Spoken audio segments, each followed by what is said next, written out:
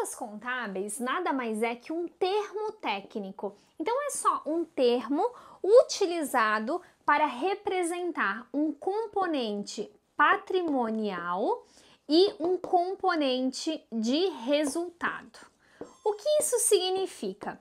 Nós temos na contabilidade duas principais funções. Nós temos a função econômica e a função administrativa. A função administrativa, ela controla o patrimônio e a função econômica, ela apura o resultado. Então, as contas, elas vão representar esse componente patrimonial, esse componente de resultado.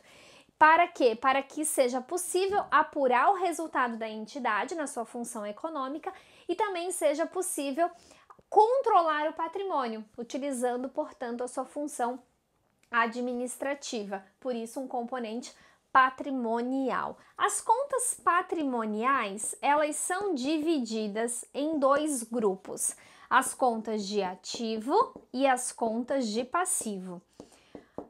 Ou seja, aqui dentro os bens e os direitos, aqui as obrigações e também as contas de patrimônio líquido, aqui dentro do grande grupo passivo. Já as contas de resultado também são divididas em dois grandes grupos, que são as contas de receitas e as contas de despesas. Aqui então nós também temos, quando a gente olha a diferença de receitas para despesas, a gente encontra o resultado da empresa, o lucro ou o prejuízo. Só que uma coisa que a gente tem que entender é que as contas de resultado, elas vão refletir no patrimônio da entidade. Ao apurar o lucro ou prejuízo de uma empresa, que seria a diferença das receitas para as despesas, esse valor de lucro ou prejuízo vai compor o patrimônio da entidade. E fica onde? Olhando o grupo lá do balanço patrimonial, as contas que nós temos. Vai ficar lá dentro do patrimônio líquido da empresa, porque o patrimônio líquido representa os recursos próprios da entidade.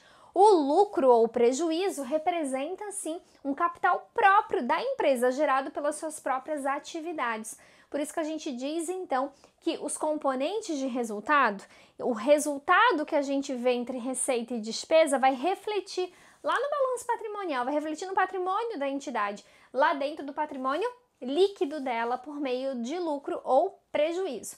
Lembrando, inclusive, que o lucro ele pode ser distribuído ou ele pode ir como reservas para a empresa, que vai estar as reservas lá dentro do próprio patrimônio líquido da entidade.